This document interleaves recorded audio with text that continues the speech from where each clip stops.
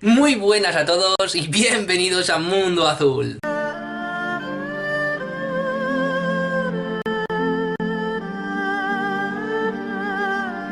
Hoy, como habréis visto también en el título del vídeo, vamos a hablar de un libro muy especial. Hoy vamos a hablar de Caballo de Troya 3. Esta es la tercera parte de la saga Caballo de Troya, en donde el mayor Jasón, militar de la USAF, continúa con su diario de la operación secreta que realizó sobre la vida de Jesús de Nazaret, obligando al autor e investigador JJ Benítez a encontrar el resto de la información. El tomo tiene 504 páginas y posee 14 apartados. España. El autor comienza con el recordatorio de dónde nos dejó en el anterior volumen de Caballo de Troya 2 y en la enigmática inscripción con la que el mayor le deja para encontrar la segunda parte de los diarios. Mira, envío mi mensajero delante de ti. Marcos 1.2. Azor es su nombre y sus alas te llevarán al guía. Marcos 6.2.0. El número secreto de tus plumas es el número secreto del guía, el que ha de preparar tu camino. Marcos 1.2. Benítez se deshace en explicaciones y pensamientos de cuál será la clave del enigmático escrito. El investigador durante todo este pasaje dedica toda su exposición a las miles de combinaciones que realizó y a las diferentes deducciones que pudiera tener el texto. Buscando y rebuscando consigue dar con Azor y su simbolismo, que le dan una luz de esperanza. Y encubriendo sus verdaderas intenciones, decide preparar un viaje para recorrer y estudiar los lugares donde Jesús de Nazaret anduvo, a la espera de poder cumplir su verdadero objetivo, encontrar la segunda parte de los diarios del mayor. Israel. Al llegar a Jerusalén, dedicó varios días al estudio y búsqueda de Azor y su significado y su posible ubicación. Para empaparse más si cabe de qué o quién era, rebuscó en bibliotecas y viejos libros. Del mismo modo, intuyendo que el servicio secreto de Israel le vigilaba muy de cerca, continúa con su treta visitando varios lugares de interés para sus supuestas investigaciones y de paso seguir buscando a Azor. Tras no menos desdichas y pesquisas por monumentos y ruinas, gracias a Solimán, su guía, consigue descubrir que tal vez la clave esté en el Museo Azor y a la carrera se dirige hacia allí. Tras 2 visitas al museo, descubre que la imagen mitológica de Azor posee alas y el número de sus alas un número que el escritor utiliza. Pero como no puede ser de otra manera, las investigaciones se complican, ya que el servicio de inteligencia está pendiente de sus movimientos y descubren que el escritor está comprando mapas de algunas zonas estratégicas para el gobierno, y sin querer esto produce un pequeño malentendido. Tras 2 visitas a Belén, consigue descifrar una dirección que le conduce hasta Marcos, un guía que conocía al mayor norteamericano y que posee tan preciada información. Tras realizar y llevar a cabo algunas que otras medidas de seguridad para que el Mossad no localizara los diarios del mayor, JJ Benítez consigue sacarlos de Israel. España. De vuelta a España, el escritor cuenta cómo el Servicio de Inteligencia y el Museo de Medicina Antigua de Israel contactan con él tras darse cuenta de que ha habido un pergamino que ha sido sustraído por este. Tras realizar el pertinente estudio, JJ Benítez lo devuelve en perfecto estado. Tras aquello, quedaría marcado para siempre a la hora de entrar en el país. El diario, tercera parte. Aquí el mayor realiza un pequeño escrito poniendo sus pensamientos en papel y pidiendo fuerzas a Dios por todo lo que aún le queda por contar, tras su grave situación física que padece, la inmersión de masa realizada en la misión. 17 de abril, lunes, año 30. El mayor vuelve a retomar la historia justo en el punto de la última aparición del maestro en la casa de los padres de Juan Marco, en el tomo 2, en donde después de una parálisis total por parte de todos, tras semejante visión del resucitado, este los insta a viajar a Galilea. Allí los volverá a ver.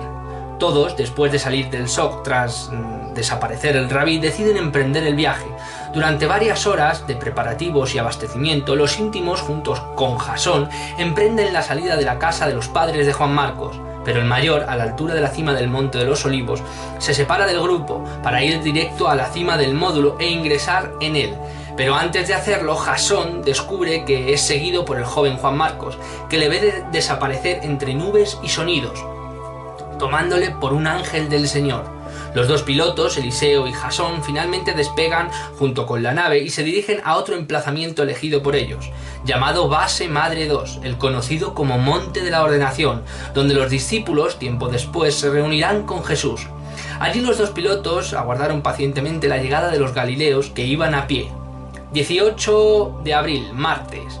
Durante todo este día ambos exploradores deciden y se dedican a la inspección del terreno y los alrededores. Jasón decide hacer una pequeña partida a pie y el ojo de Curtis, por otro lado, divisa las localidades y pueblos colindantes: Ginosar, Nahum, Kefar, Bethsaida Juliá, Saidán, etc. El mayor, durante todo este capítulo, se deshace en explicaciones sobre los lugares, historias, costumbres, personalidades y demás. 19 de abril, miércoles. En aquel día, Jasón, tras hacer los últimos preparativos, desciende del monte en dirección al pueblo más cercano, en busca de víveres y de la casa de los Zebedeo. Durante el camino conoce a un humilde hombre que le hace las veces de guía, paseándole por las localidades más próximas. Tras abastecerse, consigue localizar el astillero y la casa de los Zebedeo, comprobando que el padre posee un tapón en el oído y está enfermando debido a él. Pero Jasón, a pesar de las rígidas normas de la operación, decide actuar, ablandando el tapón para que en los días siguientes pueda curarse. Tras haber localizado el astillero y la familia, Jasón decide retirarse y regresar al módulo. Por el camino compra un gran odre de 40 litros de agua para el surtimiento de ambos pilotos. 20 de abril, jueves. Nuevamente el mayor desciende de la base Madre 2 emprendiendo el camino hacia el astillero de los Zebedeo, pero antes de llegar decide seguir comprando víveres para el abastecimiento del módulo. Tras hacerlo y llegar a su destino, comprueba cómo Zebedeo padre está mucho mejor. El remedio casero hecho por él está dando el resultado, y allí pasa el día, no sin antes convencer al joven Juan Marcos de que no es un ángel del Señor, realizando un pequeño truco vaporoso que convence a todos. Horas más tarde, el mayor es testigo de cómo casi la totalidad de los íntimos del maestro se lanzan a pescar, y allí los aguarda. Mientras tanto, Jasón intenta persuadir a Juan Marcos para que le narre su experiencia con el maestro que tuvo en intimidad un día antes de su muerte. Este, abatido, acepta. 21 de abril, viernes. Tras la conversación de madrugada, casi rozando el amanecer, el joven Juan Marcos hacía rato que dormía. El mayor, en cambio, sin saber por qué, no podía conciliar el sueño. Tras unos minutos, de repente, el maestro aparece nuevamente en carne y hueso. Jasón, como es lógico, se asusta y cae de bruces a unas redes, quedando enrollado y atrapado. Tras la cómica visión, el resucitado le ayuda a salir y posteriormente comparten un rato de interesante charla y explicaciones por parte de Jesús. Al rato los íntimos de Jesús reaparecen tras la pesca y quedan atónitos ante la figura del rabí de Galilea. Uno a uno los abraza y los acoge recibiéndolos, y juntos comparten el desayuno. Mientras tanto, Jasón, avisando a Eliseo, suelta uno de los aparatos de la nave denominado como Ojo de Curtis, en honor al general de la misión, el cual estudia el cuerpo de Jesús. Al terminar el desayuno, el maestro los habla por parejas y finalmente se despide de ellos, avisándoles que aparecerá en el monte de su ordenación, lugar donde se encuentra la nave y asentamiento de los dos exploradores. 22 de abril, sábado. Y efectivamente, pillando a los exploradores desprevenidos, Jesús aparece y ambos quedan estupefactos, ya que los aparatos de la nave no lo han detectado. Finalmente, y de mutuo acuerdo, bajan y se reencuentran con Jesús, incluido Eliseo, que es la primera vez que habla cara a cara con él. Allí, en aquella colina, ambos exploradores lo acribillan a preguntas de toda clase, sobre todo científicas, y comprueban y palpan su cuerpo. El ojo de Curtis es lanzado al cielo para escanear una vez más el cuerpo y la situación. Tras un largo rato de charla en donde el rabí de Galilea les explica toda clase de detalles intentando saciar su conocimiento, los discípulos aparecen y allí a todos los vuelve a nombrar como sus discípulos. El mayor, durante el resto del capítulo, hace un análisis científico del cuerpo de Jesús y sus increíbles cualidades. Después, una vez más, desaparece. 23 de abril, domingo. Tras el cúmulo de emociones, al día siguiente, el mayor vuelve a la aldea a revisar el estado y el oído del Zebedeo padre, que ya se encontraba casi recuperado. Tras aquello, los íntimos y sobre todo María le animan a acompañarlo a Nazaret en aquellos días. El ingeniero retorna al módulo, pero se percata de que Eliseo ha desaparecido. Muerto de miedo, le busca y consigue hallarlo en una gruta dentro de unos enterramientos judíos de aquella época, en la montaña, y junto con Eliseo dolorido retornan al módulo. del 24 lunes al 28 de abril, viernes. En este capítulo el mayor termina haciendo un compendio y revisando a Eliseo, ajustando las medidas de seguridad pertinentes para su viaje a Nazaret. Y entusiasmado se reencuentra con los íntimos para juntos viajar al pueblo de la infancia del maestro. Nota de autor. Aquí JJ Benítez decide cambiar, según él, al margen de su voluntad, a la infancia del maestro, tomando las notas y las explicaciones del mayor, que una vez más hace de narrador, hablando en otra circunstancia con María, que es la que hace partícipe de la historia de aquellos años. Bueno, fantástico, este libro a mí me encanta, es uno de los que más me gustan. A mí toda la saga de Caballo de Troya me encanta, pero sé también distinguir un punto y creo que Caballo de Troya 3 es un punto de inflexión y a partir de aquí comienza una sucesión de cosas que vamos a intentar explicar a ver si lo consigo. Lo primero, Caballo de Troya 3 creo que es uno de los más voluminosos, no sé si en cuestión de páginas, pero sí en cuestión de información. Contiene muchísima más información, por lo menos desde mi punto de vista, que los otros dos incluso juntos. Contiene cosas que creo que históricamente muchas veces no están relatadas y de ahí para mí la veracidad que tienen los caballos. Lo tengo aquí apuntado. Habla de información sobre nombres de ungüentos, pomadas, técnicas de curación de los famosos rofé, tácticas de pesca, ubicación y dimensiones de las poblaciones, todo a nivel de vista de viandante, ¿vale? O sea, por aquí se va no sé dónde, por aquí estaba ubicado tal ciudad, pero tal ciudad no se llamaba de esta manera, sino se llamaba de otra, pero luego es un cúmulo de información. De hecho, todo lo que es la historia de Jesús casi es más pequeña que la cantidad de explicaciones que él ofrece, ¿no? También contiene muchos más documentos y fotografías que los anteriores, que el 1 y el 2. En las primeras páginas podemos apreciar dos mapas, el primero de los principales pueblos o reductos humanos del lago de Tiberíades, en donde aparecen pueblos rodeándolos como Engef, Kefar, Saidán, Bet Saida Juliá, Kozarnaí, Nahum, el monte de la ordenación, donde está el módulo, Dinosar y por último Migdal. Después está el otro mapa de la ruta seguida por los exploradores y el módulo, desde Masada hasta el monte de la ordenación en Nahum, en donde aparecen muchas más poblaciones importantes. Pasada la página 158 hay unas páginas como lacradas que el escritor recomienda no abrir sin antes leer las páginas previas. Ahí el autor nos deja ver una serie de imágenes ratificando toda la historia contada de cómo consigue los nuevos documentos del mayor. Y en la página 242, por primera vez en los caballos, rompe la temática y añade una foto suelta del descubrimiento del puerto de Cafarnaún. Otras de las cosas también que remarcar en este libro es el protagonismo del mayor. Obviamente el protagonismo es mucho porque él es el narrador, ¿no? Pero empieza a tener un protagonismo mucho más grande. En su forma de escritura, por lo menos desde mi punto de vista, el que está leyendo empieza a cogerle mucho más cariño. Es una persona entrañable, es un personaje que está muy bien construido, todos están muy bien construidos, pero para mí obviamente son reales, no son personajes construidos, pero la imagen y la figura del mayor empieza a coger mucha más trascendencia y empieza a incluir dentro de este libro y de los sucesivos, ya os lo digo, sus propios sentimientos y cómo cada vez irreversiblemente se van acercando mucho más a la idea del maestro y la ciencia queda en puñetas. Que era la ciencia. Más cositas. Obviamente, claramente la figura del maestro y sus apariciones, que son mucho más largas que las otras dos anteriores, que en el tomo 2, ¿vale? Son mucho más largas y de muchas más explicaciones. Y el rabí se deshace con ellos dos, ¿vale? En intentar explicar por todos los medios por qué pasa lo que pasa, por qué sucede lo que sucede y qué hay después de la muerte. Y no solo qué hay después de la muerte, sino cómo se conjuga. Y descubrimos una parte muy importante que yo creo que es el mismo rabí, inteligente, divertido, amable, sincero. Es el mismo, con las mismas facultades, pero con otro cuerpo muy diferente, lo que desconcierta tanto a Eliseo, que aparece por primera vez en juego y se ve cara a cara con Jesús de Nazaret, y ahí se nota obviamente que Eliseo no tiene nada que ver con Jasón. Veremos a ver los diarios de Eliseo cómo son.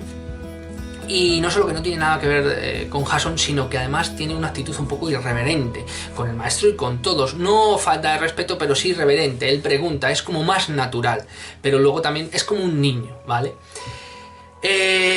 Más cosas. También quiero deciros una cosa que no os comenté la otra vez en el otro Caballo de Troya 2 y que también aparece aquí y que creo que es muy interesante. ¿Recordáis que en el análisis de Caballo de Troya 2 también había una nota de JJ Benítez en donde había 9 símbolos de la estrella de David? Como os expliqué, la estrella de 6 puntas, que es así como es su nombre real, es una representación de la divinidad, o está asociado con la divinidad. Dijimos que fue muy curioso que esta estrella estuviera representada o escrita en el papel 9 veces, cuando se aludía a una parte de la infancia de Jesús. Pero bien, no contento con eso, he descubierto, y se me pasó deciros, que el número de la página donde aparece esta nota en Caballo de Troya 2 es la 405, o sea, 4 y 5, 9. Pero sigo, esta nota, la de Caballo de Troya 2, termina en la página 432, o sea, 4 más 3 más 2 igual a 9. Pero sigo sin terminar. Esta nueva nota que os he dicho en Caballo de Troya 3, también posee la estrella de 6 puntas, 9 veces repetida, y la nota concluye en la página 504, o sea, 5 y 4 igual a 9. Y la nota empieza en la página 403, que no suma 9, pero si esta nota no hubiera sido desplazada por el pequeño texto explicativo de JJ Benítez sobre el por qué corta esta narración, y si la pequeña nota de autor anterior, de la página anterior, no hubiera ocupado tanto, la historia, junto con lo que son las 6 estrellas, o sea, las 9 estrellas de 6 puntas, hubiera ido en la página anterior, o sea, en la página 432. Aquí me podéis decir, bueno, Julio, eso último está muy cogido con pinzas, etcétera, etcétera. No, pensarlo, es pura edición. Si la edición hubiera estado un poquito más remarcada, si no, etcétera, etcétera, esa misma nota, esas mismas imágenes hubieran ido en la página anterior y hubiera cuadrado. Y otros me pueden decir, bueno, ya, pero lo otro se hubiera movido y lo de atrás no hubiera encajado. A lo mejor sí, es cuestión de edición. Me hace mucho que pensar que todo coincida excepto esa página, pero que la página anterior también sume 9. Podía haber no sumado 9, ¿de acuerdo? Y todo encajaría a la perfección. No sé si JJ Benítez lo ha hecho aposta, no sé si lo ha hecho el mayor o simplemente es el destino, pero lo claro que está es que suma 9, excepto esta última, pero la página anterior sí que suma 9, con lo cual es curiosísimo que empiece en la página, que empiece y que termine en la página 9, y sobre todo que esté ese símbolo de la divinidad, de la estrella de 6 puntas, que está asociada con la divinidad, 9 veces repetida, que eso sí que lo ha podido hacer JJ Benítez, y en las páginas, tanto al empezar como al terminar, que sumen 9.